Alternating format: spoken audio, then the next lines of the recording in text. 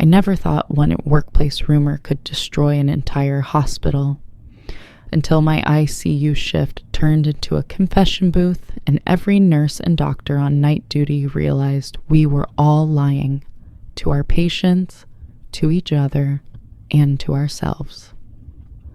Soft heart monitor beeps, fluorescent lights hum, shaky breath.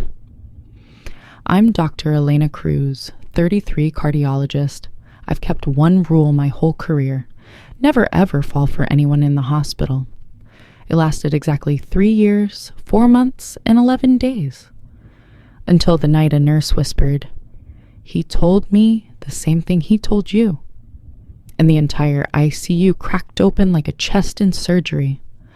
A nurse crying alone in a supply closet. A surgeon staring at his wedding ring in the locker room. A text on a phone. "We can't keep doing this at work." It was a Tuesday, the kind where death feels heavier than usual. ICU, 2:17 a.m. Machines beeped in chaotic harmony. Ventilators sighed like exhausted lungs. I was reviewing labs when Ava, our charge nurse, walked into the break room. Eyes red, mascara smeared like bruises. She shut the door, locked it, and slid down the wall until she hit the floor. We were drowning. Everyone was dying. He'd stay late with me, double charting, holding iPads up for families to say goodbye. Of course there was a he. "Dr. Lawson," she said finally. "Our golden boy, intensivist, brilliant, married, always volunteering for the hardest cases, the man who brought in homemade cookies from my wife and left them on the nurse's station.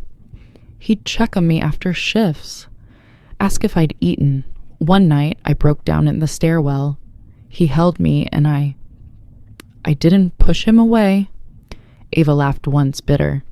"That's how it always starts, right? Not with a kiss, with someone noticing you're not okay." The affair didn't start in a hotel. It started behind a closed call room door when she couldn't stop shaking after watching a 24-year-old arrest, and he stayed after his shift ended just to sit beside her, shoulders touching, breath sinking. We said it was just stress, that it would end when things calmed down, but things never calmed down, and now, her voice cracked, his wife is pregnant.